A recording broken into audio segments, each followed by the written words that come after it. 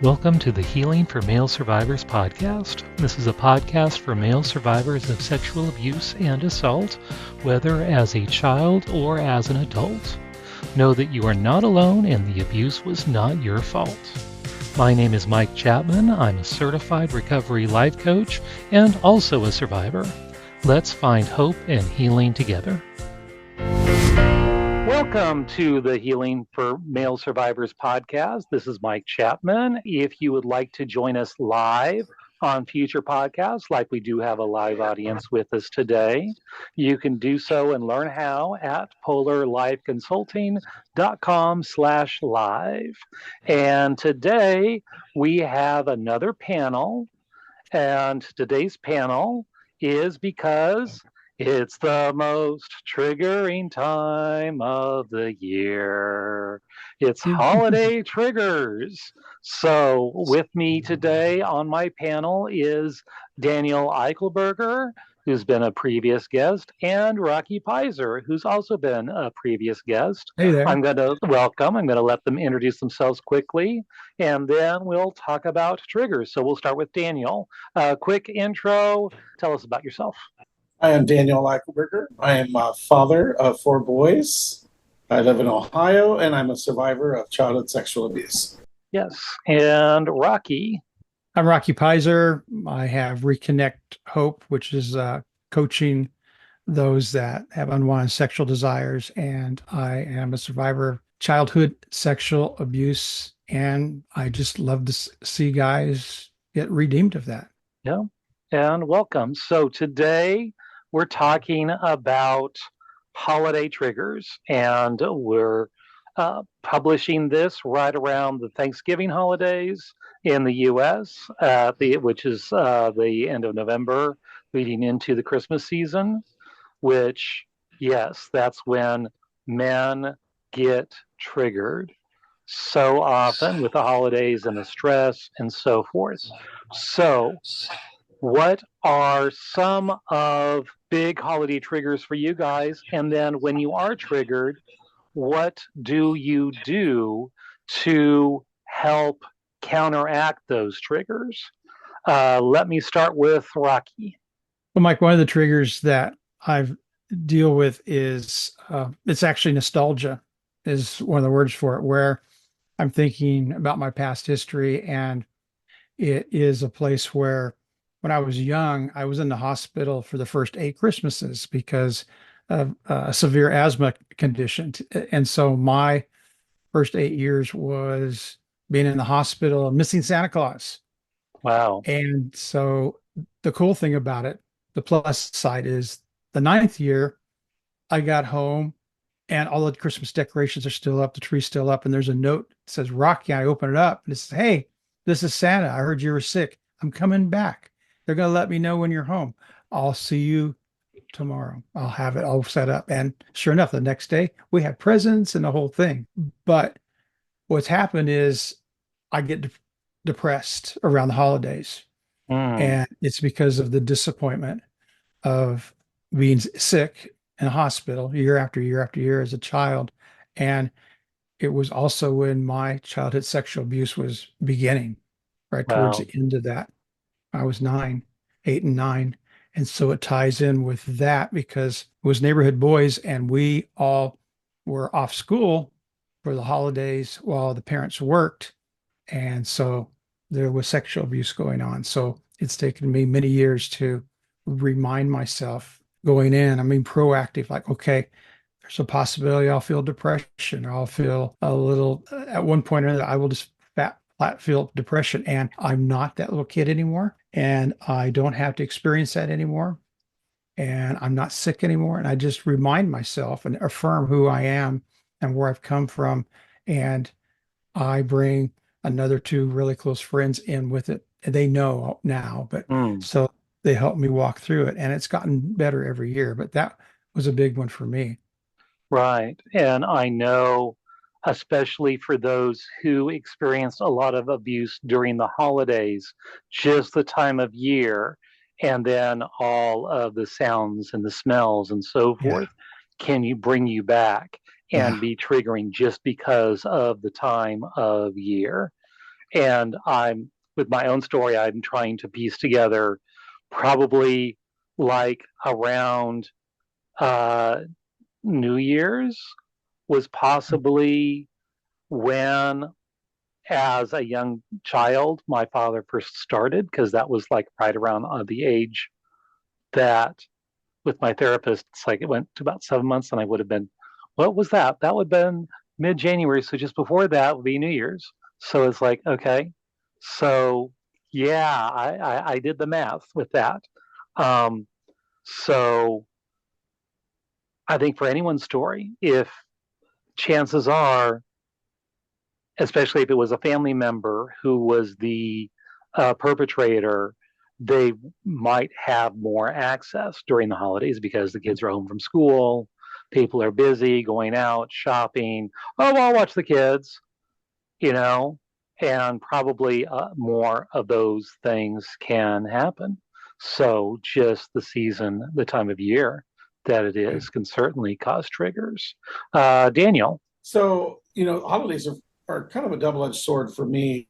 I like Rocky, I have a lot of nostalgia around them and a lot of good things. And when I think Right. about my childhood holidays, probably most of them, they were the highlight of my year. So a lot of the abuse that I experienced did not take place during the holidays because during the holidays everyone was together. So there wasn't really opportunities for those who took advantage of me to take advantage of me. But there are things that happen within the context of the holidays that always kind of bring me back to the very vulnerable part of my youth and feeling vulnerable even during all of that, knowing what was Mm. happening to me outside of the holidays. So for me, I experience seasonal depression around the holidays, Right. especially if I cannot recreate in some way the nostalgia that I used to feel, because the nostalgia that I feel around the holidays is the one redeeming thing about my childhood that kind of counterbalanced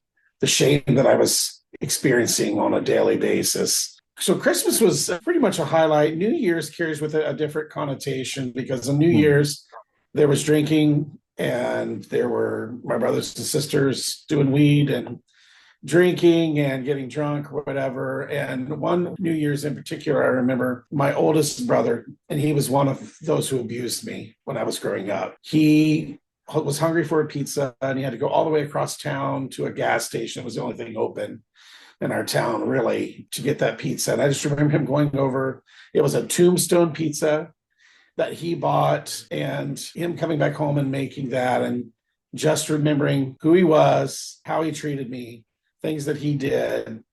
I can get triggered around New Year's when it comes to Tombstone Pizza because the thoughts and the memories of him come back to me then. And I loved him. He was my brother, but he also did some very terrible things to me. Mm. So there's that. And then there's just the general darkness of the holidays that is a trigger for me. It's a dark time outside. The length and the darkness is longer than the daylight. My abuse happened in daylight and darkness, but the darkness speaks something more to me. So just the time of day itself around the holidays is very triggering for me, and it a lot of times will trigger depression. And Right. so I try to counterbalance that by recreating the nostalgia of my childhood with either my own children or by bringing in my friends, having friends over, connecting with them, using the good things about the holidays, which is that time you can connect with people, a time where a lot of your neighbors are even more cheerful, Right. making cookies and baked goods for everybody, spreading some type of joy that helps me kind of cope with the triggers that I feel around the holidays. Right. Yes. I know nostalgia. I like how you worded that. Yeah, the nostalgia is huge for me. Wanting to remember not only when I was a kid, and my mom always, even when she was a single mom, did Christmas well, even on a shoestring budget. So we always had presents. Maybe not necessarily the top things that we wanted, but we had relatively nice things. But we always did stuff together. We baked cookies. We would do stuff. We'd visit family, trying to recreate that in different traditions with my own children as they were growing up, just looking forward to the season. But I know also just regular triggers that we'd also face any other time of the year, it's also compounded or more often will happen like groups. And a lot of us with hypervigilance, you get into huge family get togethers like my wife's family. I love them, but it's very triggering because she's from a very large family. So we have with her generation, 10 siblings, well, 5 siblings, spouses, that's 10, 12 grandkids, and then a lot of them are married off, and then they have kids now. It's a lot of people. And then any other random relatives or extended relatives. It's a lot of people. And her mom was alive for a long time, past 8 years ago. So she was in the mix as well. And yeah, it got to be very triggering just trying to navigate that with all the hypervigilance. I'm better now because I've dealt with a lot of that with therapy, but still, yeah, it's very difficult. So I kind of take my limits and it's like, okay, I need a little bit of me time. I also try to interact more, whereas sometimes I would just shut down or we'd have the little kids there and I play with the little kids. And that felt safe to me. They loved it because they got to grow up attention. Yeah, of course, my own kids were that little, so I'd be playing with my kids and then the other little cousins that were there too, and he'd play board games or whatever. Yeah, very, very triggering. But then also any food memories and so forth, the different food that's provided, the different smells, all those things can be severe triggers. So, with that, what are good strategies for entering in the holidays, knowing you're probably going to be triggered, knowing you're probably going to be feeling feelings like depression, sadness, even nostalgia? I love that. That was in the new Inside Out movie, which I haven't seen yet, but nostalgia was one of the feelings. It's like, oh, yeah, feeling nostalgic. Yeah, that's very, very true. Knowing all this is coming, how can you prepare? How can you be proactive before you get to these events, before the holidays actually arrive? How can you do some strategies to try to prepare yourself, knowing you're going to be facing all of these triggers? Rocky, we'll go back to you. Okay. Thank you. I actually have a list because I've been doing this and working with groups for a while. And so I'm looking at my list. I'm cheating a little bit here. Um, Well, I, yes. I'm Check your list and proactive. check it twice. Well, I like those words. Where'd those come from? I don't know. I like to be proactive and go in with a list before the holidays, and I have self-care routines. I Hmm. identify the safe and supportive people in my life, and I enlist their help ahead of time. Say, hey, here's some areas of the holidays I need help. Is it okay if we text a little bit more, or call, or maybe even grab a coffee together? And if I call and say, hey, this is a recovery call, do you do you understand that that's going to be an emergency situation? Otherwise, I wouldn't say that. So that's one thing I do. I've learned it's good to say no to some social activities because I've become a social person since I've done a lot of recovery, and Right. I just you get so worn out that you're not your best self, and that is a danger zone for me anyway. So that's two of about five. You want me to list all of them? Or you want to come back to me? Go for it. Okay. If I find that I'm alone for some reason, maybe my wife is away with some of the ladies at church or something like that, I pre-plan to be with somebody. So I'm Hmm. not alone in the house for a number of reasons. Being left out of groups was a big trigger for me for years and years and years, Hmm. child and adult. If I feel like I'm having really big emotions, like Adam Young calls them, those big emotions, then it's okay to acknowledge it and know that it's a part of who I am, and know that I can talk to some of my close friends and work through them instead of acting out on them. That's important too, to acknowledge those big emotions. And I know my triggers and I take a look at them and remind myself these are the areas that I need to be careful about. And I can have freedom to do a lot of things outside of those areas. I don't have to include any of the trigger areas. And Right. I have healthy alternatives listed to what I can do instead of those things that might trigger me. So those are a few that really have helped me and some other guys that I've been with over the years. Right. Very helpful. Daniel. So, yes, well, ditto to all that Rocky said. He kind of stole all the thunder there. That's very, very, very thorough list there.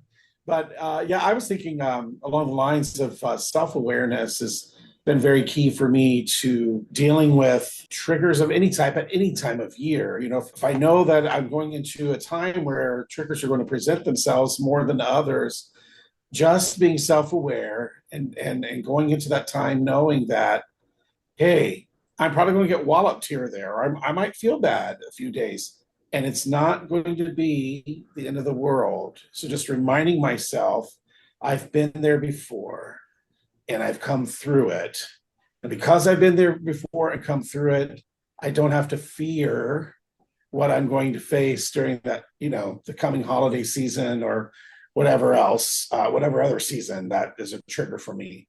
So just being self-aware, and I practice that as much as I possibly can. I talk to myself, not always audibly, sometimes audibly, and just remind myself, you know what, Daniel, you've been through this before. It's going to be all right. And then the other thing I do is I try to definitely immerse myself in meaningful activity. Like I said, if I could recreate some of the joy and the splendor and the wonder that holidays were for me, the positive aspects of them, then the negative aspects kind of have to take a back seat to the way I'm feeling in the moment that I'm expressing my joy and my creativity. And for me, like I said, my wife and I have established a tradition. I mean, lots of families bake cookies for the holidays, but now to us, it's a serious thing. Like we make trays, we take them to neighbors, we take them to family, Uh, and just enjoy the the welcome we feel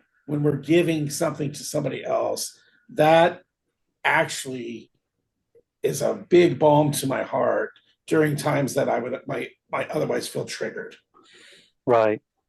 I know I enjoy baking and I love baking, but for some reason, Christmas time is very, very, very busy for me because now, as a professional Santa, December is very booked. So Yeah, even decorating, we have to plan like early November, like right after Halloween.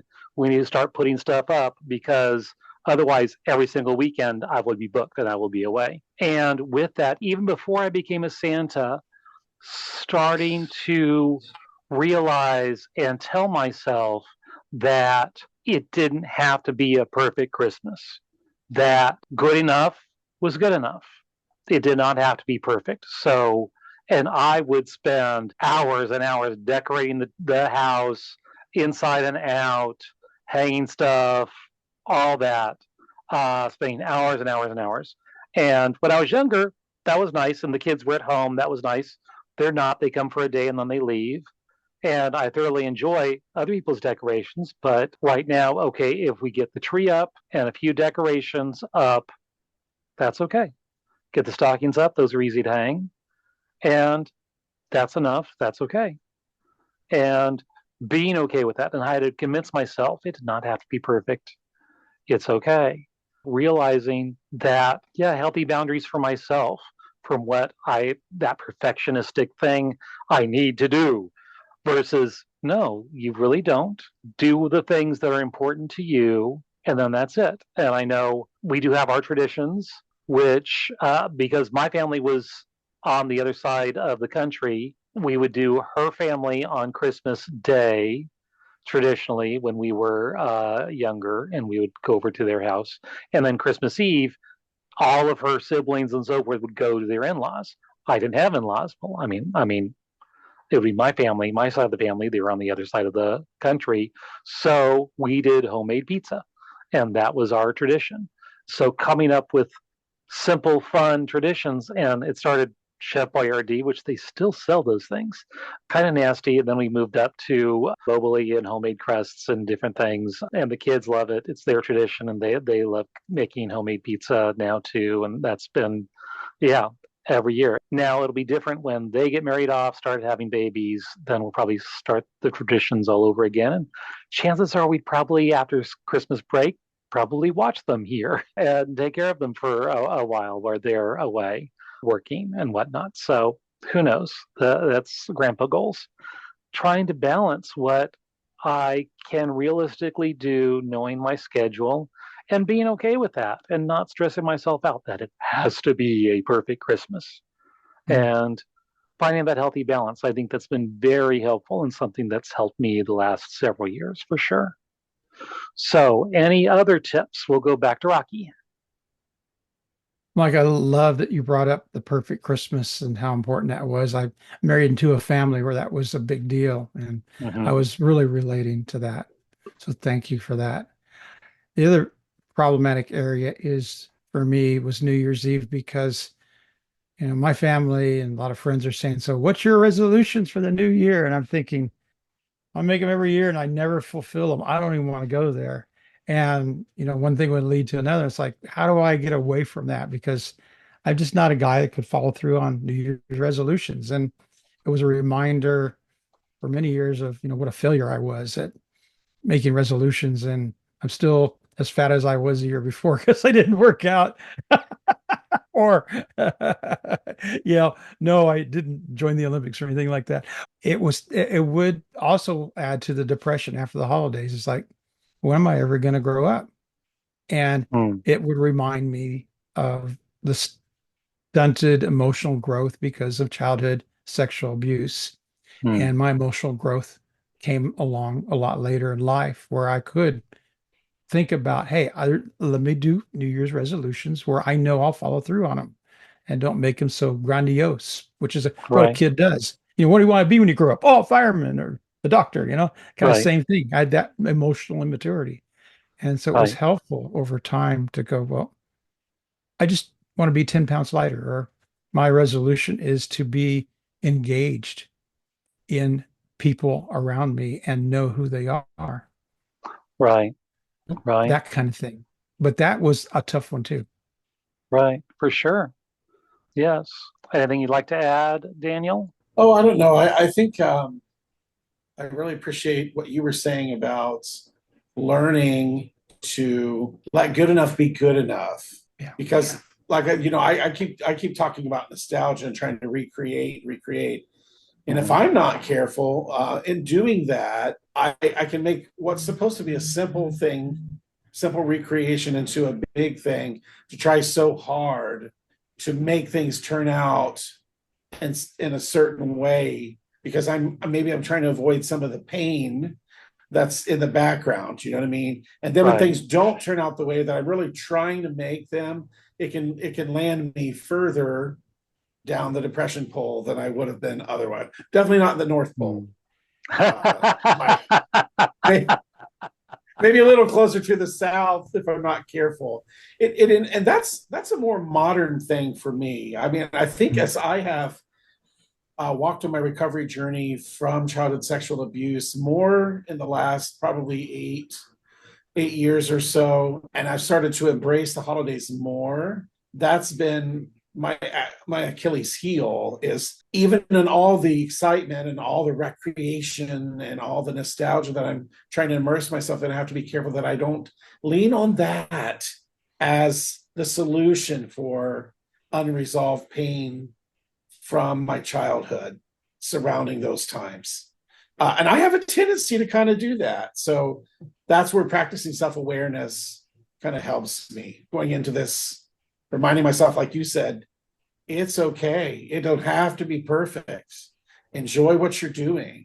Enjoy the light that you bring others during the holidays. And that's enough. Right. And I love how you ended that. Find the joy.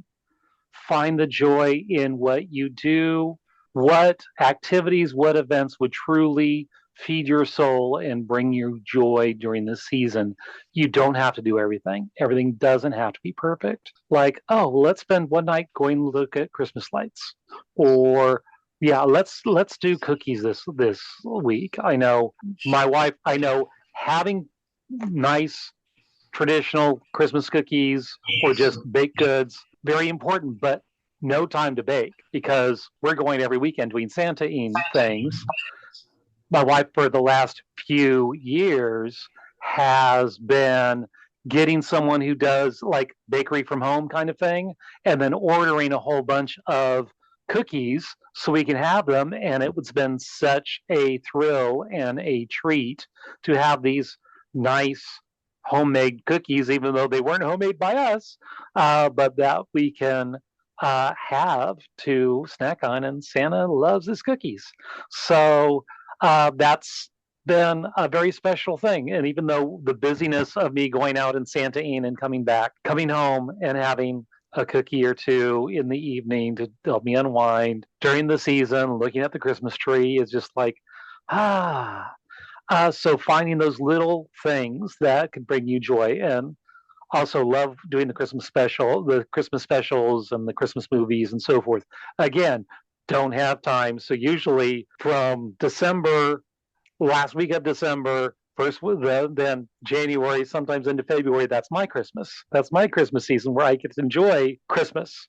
And so, yeah, my wife, okay, it's middle of February, time to put stuff down, put things away. And we have an artificial tree. So that stays up a good long time. And I enjoy it for as long as possible. Yeah, I love a live tree, but they don't last very long.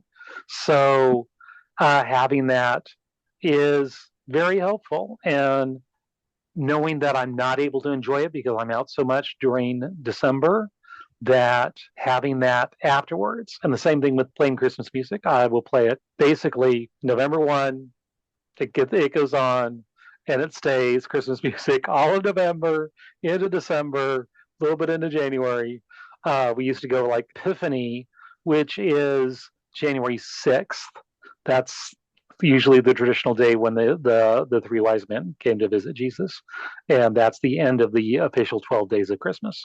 But then my daughter also dated someone who was from an Orthodox church, and they're on the different calendars. So actually, January 7th is Christmas, and January 6th is Christmas Eve. So they would celebrate January 7th. So then we extended it even more. So there's different tricks to be able to extend the season a little more and find an excuse to do so. But yeah, sometimes you can't fit it all in. But I do enjoy, like my wife's family usually has a get together sometime between Christmas and New Year's. And I enjoy that because that's extended family. They've been more of my family than my own family has been because they're all on the West Coast. So spending time with them around Christmas is nice, though still can be a little stressful and a little triggering. And I'll remind our live audience, if you have any questions or comments, put that in the chat. We will honor anonymity and only say your name if you manually type it in with your question or comment. And it's been pretty quiet tonight. I think everyone's listening who's here in the audience. Rocky. As we're talking, one of the areas we didn't cover tonight, and I don't know how we could, but I'm going to bring it up. Yes, please do. With a number of groups I worked with, it was tough to work with guys who are single and don't have family close by. And Christmas comes up and the loneliness that they feel. It's important for us not to look at them as a charity case, but to have compassion and brotherhood and family, to invite them to be a part of our own festivities, our own celebration, and know that they are just as cared and loved for, whether they're family, biological families here or not. And I think that's huge, especially for guys that are experiencing the recovery right now, or they're experiencing, how do I get away from my childhood sexual abuse and I don't feel like I'm a part of anything. Right. Let's reach out and just make them a part of our family for the holidays and help them walk through it. Right. So what would you recommend if a single man doesn't really have anyone that he knows of? Should he try to ask or hint or blatantly ask someone like from his church or to get together or whatever? As tough as it is, it's good, healthy self-care to make your needs known. Now, these are more than a want. It really is a need.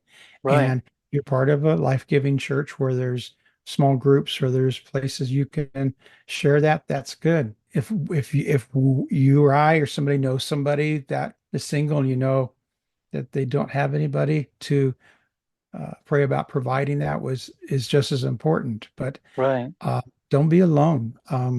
we've had guys who would volunteer to help out in other Christmas ways with Christmas dinners or something like that. So they're part of a group that was actually out doing something for the hall, spreading joy, like Daniel was talking about, that joy factor. And they Right. found it very fulfilling and rewarding. And like, I feel like I'm a part of something, but they hadn't thought of it on their own. It's something that was suggested as we did group together. Hmm. And so there's just something about needing to be with others. Well, God made us to be in community, and especially around the holidays. Right. Right. I agree with that. Something else just triggered a thought that, again, we didn't talk about. You need to set up healthy boundaries for yourself, especially if your perpetrator is part of your family and will be at some of these events that you go to. So decide, be proactive, tell whoever's playing, okay, if this person is there, no, I will not feel welcome coming. And if you let me know that they're coming, I will not go. Some people I've talked to are okay. They've made peace enough where they can suffer through it, or there's been reconciliation there. Wonderful if that's true. But if it's not, you need to take care of yourself and come up with healthy boundaries. And like Rocky, like you said, state your needs. It's okay to express what you need.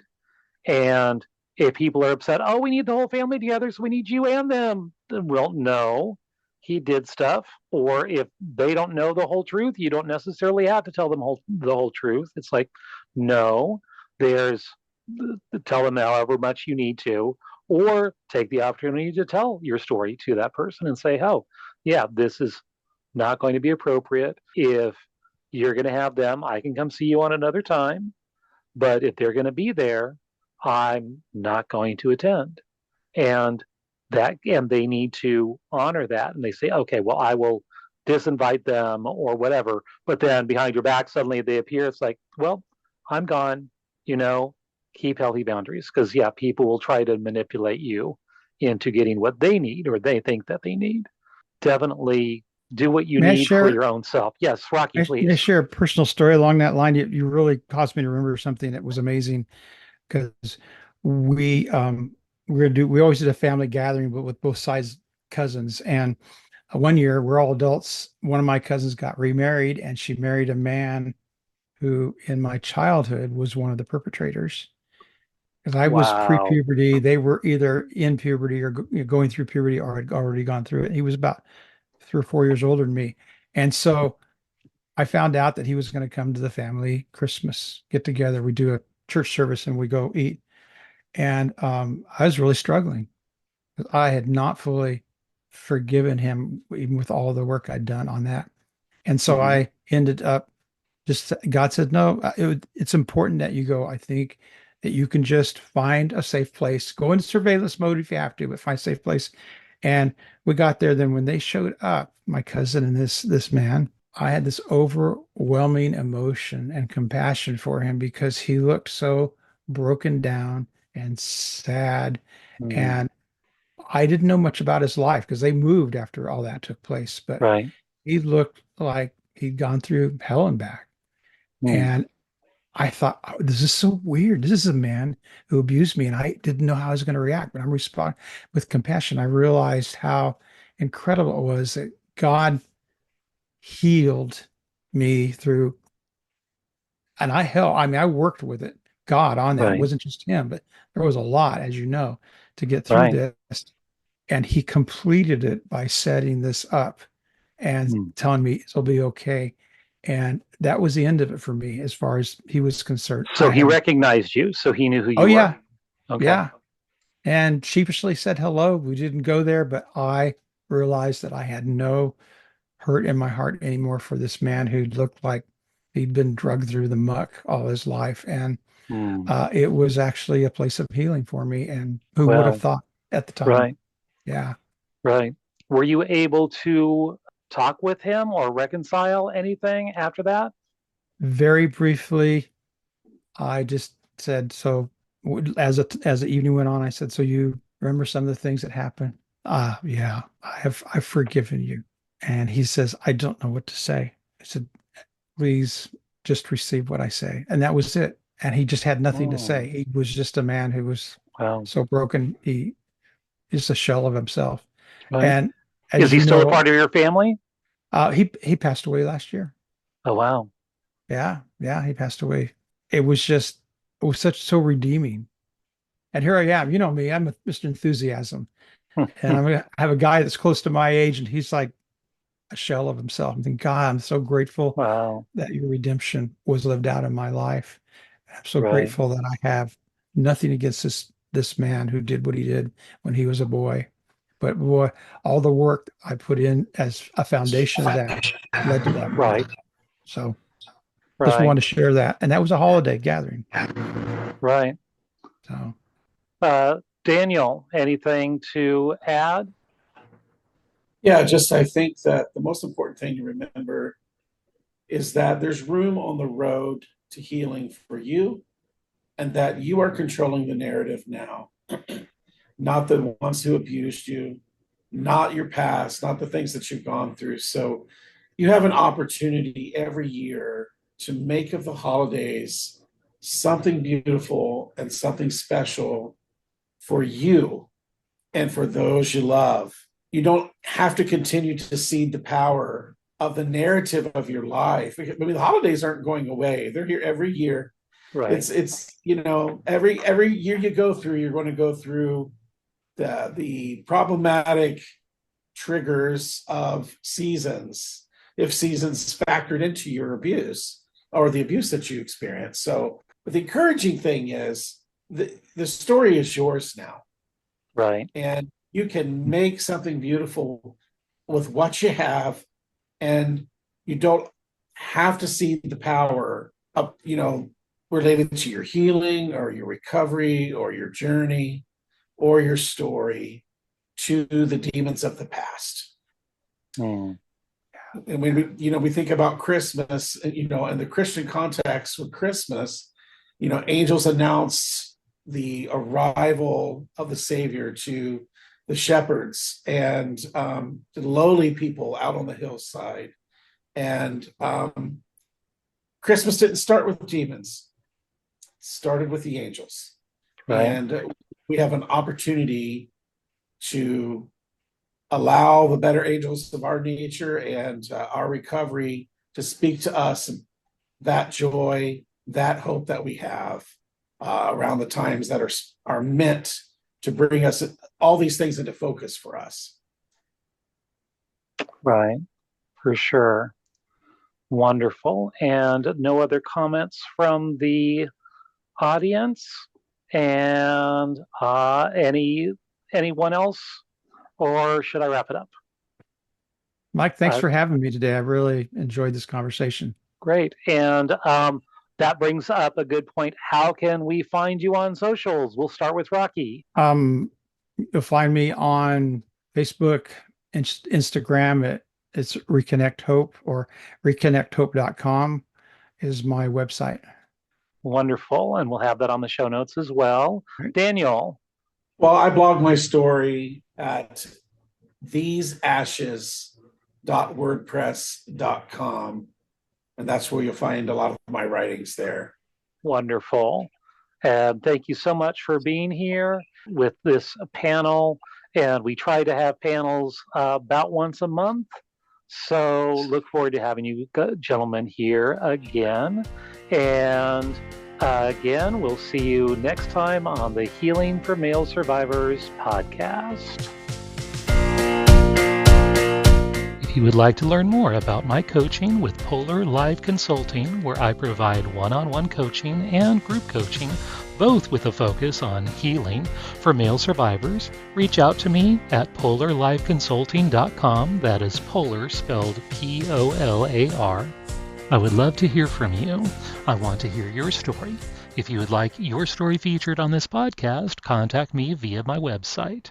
If you like this podcast, please rate and review, because that's how other people can find me, and I really want to spread this message of healing and hope to others. And remember, you are not alone.